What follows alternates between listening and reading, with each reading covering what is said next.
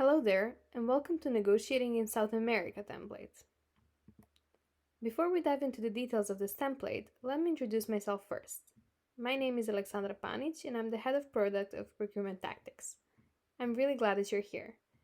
The team at Procurement Tactics has over 20 years of experience in procurement and negotiations, which means we do have a thing or two to teach you. So buckle up and let's get started. Before we dive into the details of this template, let me introduce you to the concept of culture. Culture is a shared generational identity among a group of people that influences the way they think, act, and interact with others. Since culture plays a big role in shaping a person, their decisions, and their behavior, it also significantly shapes how they handle their business and negotiations. Now, a short disclaimer. In our pursuit to teach you about the culture, we acknowledge that although it is a significant factor, we cannot attribute everything solely to cultural differences. The template that I'm guiding you through out today is the Culture Negotiations South American style. So let's dive into it. When it comes to South Americans, they're generally friendly, warm, and relaxed. They sometimes tend to ascribe higher value to the needs of the community over individual needs. They're also expressive and can come off as too passionate sometimes to more reserved cultures. In South America, people use Spanish or Portuguese as their main language. Learning or being interested in Spanish or Portuguese can be a great advantage and can earn you some points during negotiation deals. Now, let's talk about their cultural patterns. First off, we have values. They pay almost equal attention to the professional lives, families, and social lives. They also emphasize the value of seniority and authority, which can come as a tendency to cloud their judgments. Managers are experienced, respected, and typically not open to suggestions or influence from subordinates, as it can be seen as a sign of weakness or loss of credibility. Second, we have manners and customs. Greetings hold considerable importance in social interactions in South America. Firm handshakes with direct eye contact are appreciated, as they show respect and professionalism in formal settings. Gentle nods and warm smiles are also welcome. They're serious about their business matters. Emotional displays and excessive laughter are generally frowned upon and avoided. Maintaining formality is important in initial meetings, where last names are used.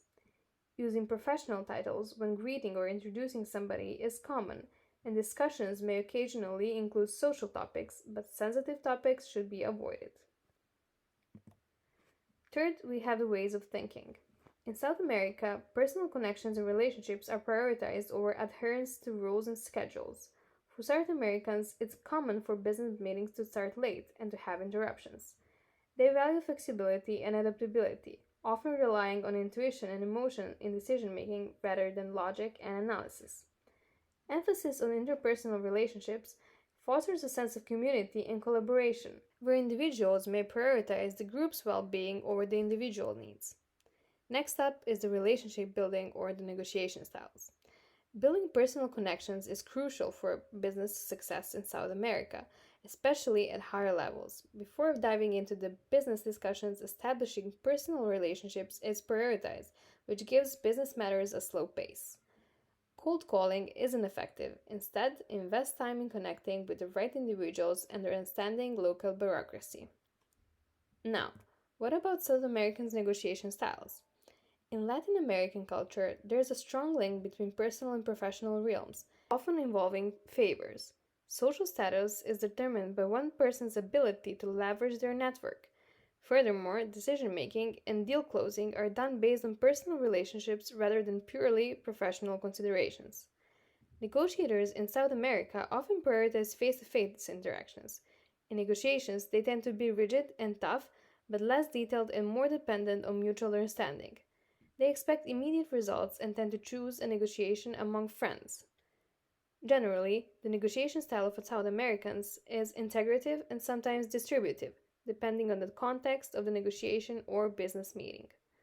To overcome the barriers in South American negotiations, it's crucial to prioritize building strong personal relationships and trust. Additionally, being flexible and open-minded to different cultural practices and communication styles can help bridge any gaps. Clear and transparent communication is essential, and demonstrating respect for local customs and traditions fosters strong and positive relationships.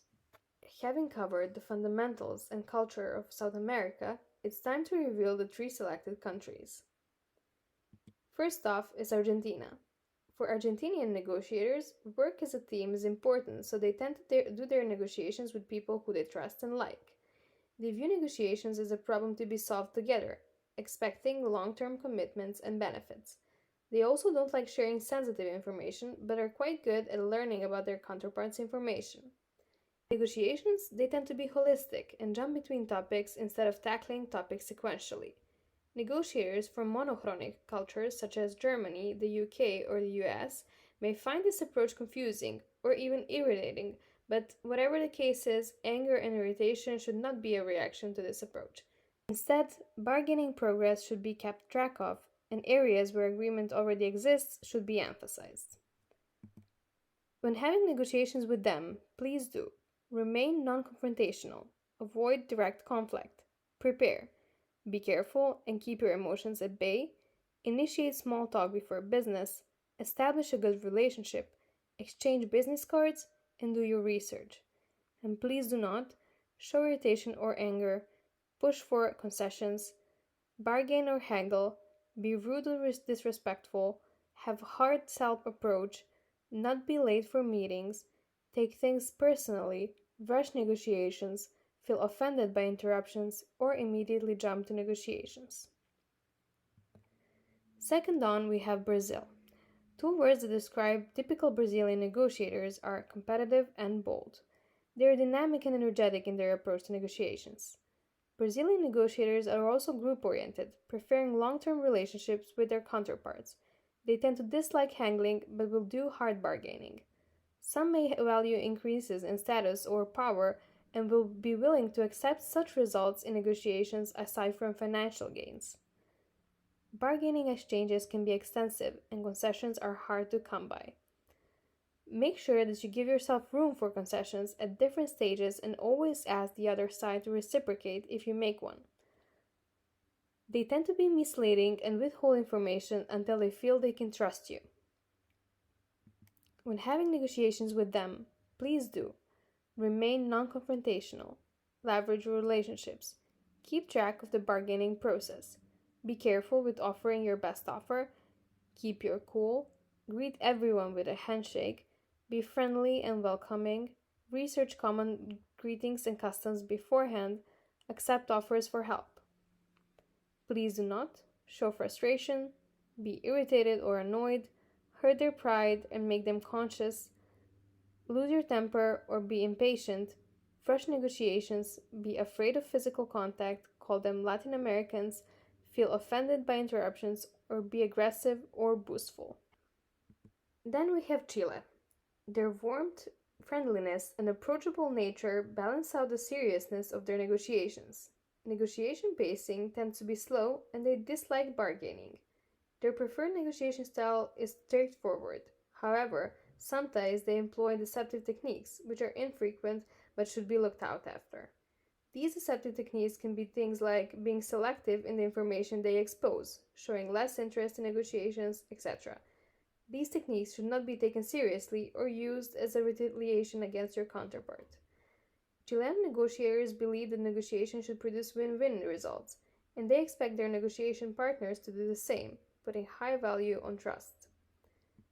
When having negotiations with them, please do show flexibility and willingness to compromise. Keep a cool manner, be straightforward, be kind, sincere, and honest, schedule meetings 2 weeks in advance, greet them warmly, and dress professionally. Please do not have confrontations, employ a take it or leave it option, employ aggressive techniques, embarrass or openly criticize them, be overbearing, and be disrespectful. In this template, we've given you a general overview of South American culture and how it affects their negotiation styles. We've learned that South American cultures, people generally are warm and community-oriented but become more rigid and serious in negotiations.